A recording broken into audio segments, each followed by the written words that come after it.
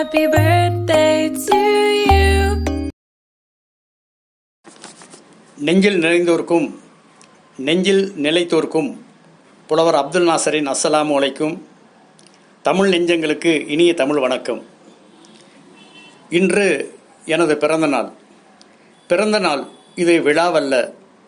வாழ்க்கை பயணத்தில் கடந்து வந்த பாதையை திரும்பி பார்த்து கசப்பான நினைவுகளை கழித்து அல்லவை தேய அறம் பெருக்கி நல்லவை நாடி இனியவை கூட்டி வாழ்வியல் வழிமுறை வாகாய் வகுத்து இறைநெறி சார்ந்து மறைவழி